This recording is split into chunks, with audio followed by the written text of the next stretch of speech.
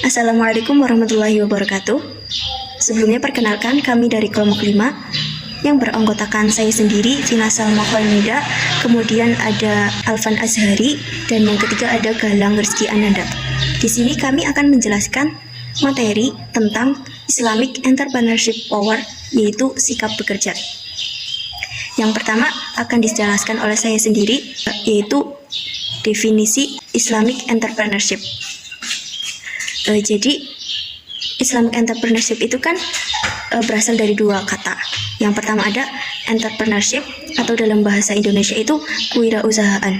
Entrepreneurship ini dapat dipahami sebagai nilai untuk memulai suatu usaha atau sebuah proses dalam mengerjakan sesuatu yang baru dan berbeda. Nah, untuk Islamik itu kan Islam.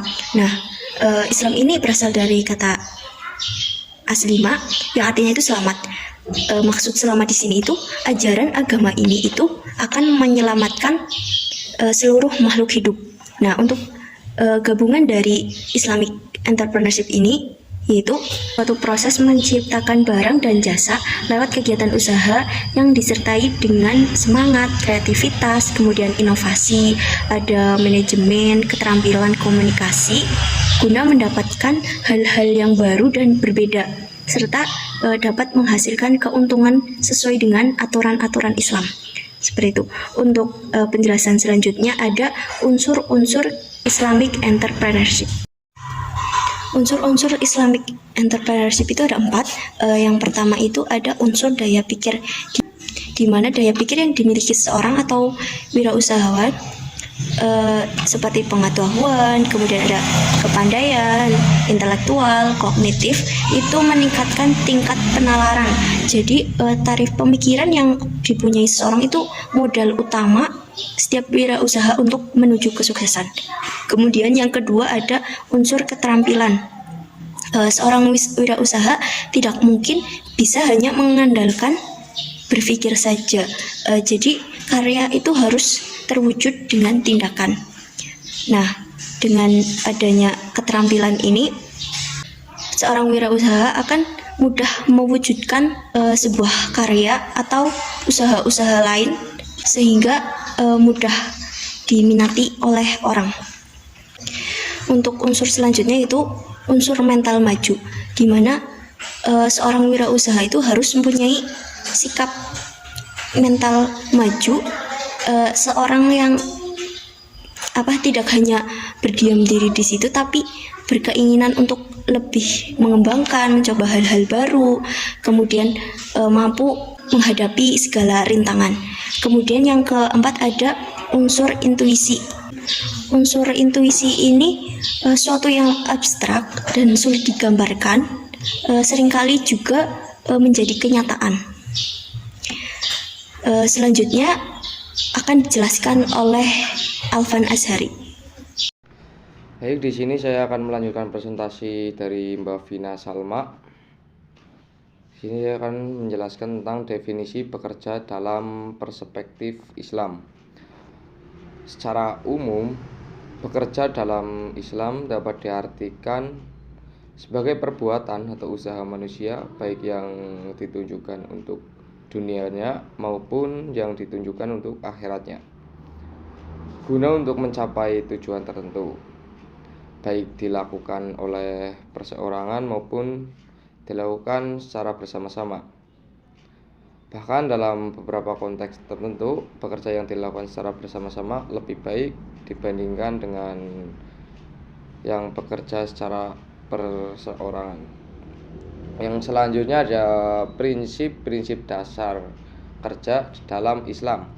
Yang pertama, pekerjaan dilakukan berdasarkan pengetahuan, dan yang kedua ada pekerjaan harus dilakukan berdasarkan keahlian. Yang ketiga ada pekerjaan harus berorientasi pada mutu dan hasil yang baik. Yang selanjutnya atau yang keempat, pekerjaan itu diawasi oleh Allah Subhanahu wa taala, oleh Rasul, dan juga diawasi oleh masyarakat. Dan yang kelima, pekerjaan dilakukan dengan semangat dan etos kerja yang tinggi. Yang terakhir atau yang keenam, orang itu berhak mendapat imbalan atas apa yang telah ia kerjakan. Ya, materi selanjutnya yaitu tentang nilai-nilai kerja dalam Islam. Yang pertama ada tauhid dan yang kedua ada jihad. Yang pertama tauhid. Tauhid sendiri itu adalah menampakkan jiwa mandiri dari setiap pribadi muslim. Betapa Allah telah meninggikan derajat kemanusiaan yang tidak akan pernah menghinakan dirinya di hadapan makhluk, kecuali hanya kepada Sang Khalik, yaitu Allah Subhanahu wa Ta'ala. Semangat tauhid ini pula yang menjadi tempat berangkatnya kesadaran bagi setiap individu untuk bekerja, mencari nafkah untuk memenuhi kebutuhan hidupnya. Karena dia sadar bahwa hasil kerja yang diperolehnya akan mencerminkan identitas dirinya sebagai seorang muslim. Seorang muslim yang ada di muka bumi harus menuai keberhasilan dari objek yang dikejarnya. Salah satunya itu berusaha terus semangat untuk mencari pekerjaan, untuk menyambung hidup dengan pekerja yang halal dan bisa mendapatkan berkah. Pribadi seorang muslim itu keimanannya tidak akan goyah. Dia akan terus berusaha untuk terus bekerja, untuk terus mencari nafkah, memenuhi kebutuhan hidupnya dan menjalankan kewajiban bagi seorang individu, khususnya seorang ayah, untuk bekerja mencari nafkah untuk keluarganya. Selanjutnya yaitu ada jihad. Jihad itu adalah mahkotanya umat Islam. Tetapi manusia banyak salah menafsirkan jihad. Dikira jihad itu hanya tentang perang, padahal tidak. Makna jihad sebenarnya itu adalah bersungguh-sungguh atau sikap sikap berusaha dengan seluruh potensi yang ada dimilikinya untuk menggapai suatu tujuan atau cita-citanya yang sebelumnya telah dirancang.